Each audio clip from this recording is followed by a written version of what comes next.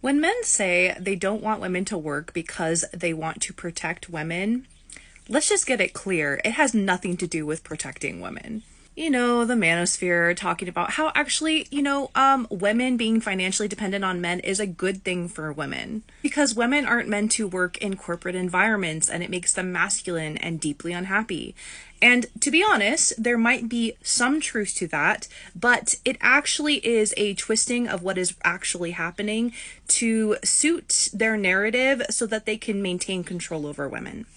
They don't care that it makes women unhappy because women have similarly been unhappy in the traditional gender roles lifestyle. But they didn't care then, did they? Like usual, men are pretending to care for women so that they can actually have control over them. It's never been about care, it has always been about control. The bottom line is that wealth brings power. Always. Wealth is power in especially the patriarchy system.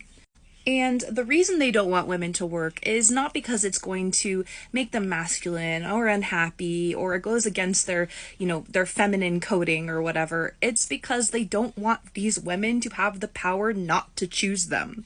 In the game of patriarchy, a man controlling a woman, especially in a domestic situation like his wife or his children, it is to give him a semblance of power in a system that oppresses them as well, especially if they don't have the wealth.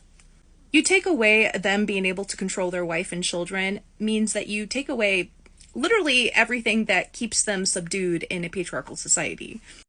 You take away the illusion of semblance of power that they get from doing so and help them realize that, the system oppresses them too. And they don't want it. They want the illusion that they can be one of the men who gets to the top, who gets anything and everything that they want.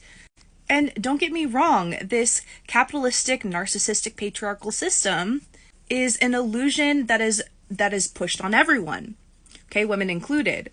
It is a system that is meant to keep us in line with the hope that one day we can be one of them. We can be one of the socially powerful elites with wealth if we just work hard enough. But of course, we know that the modern system isn't good for women either, working in corporate environments. In that respect, they are correct. However, the solution isn't to go back to men being the sole providers and women being solely financially dependent on them. The solution is to break the system. The system that requires people to become hypermasculine, to step on others, to climb the ladder, to sacrifice their health and their soul to survive. This system isn't good for men either, although men are definitely more equipped to succeed in this system. They usually can only do so by tapping into their toxic masculinity instead of being forced to actually be honorable and noble.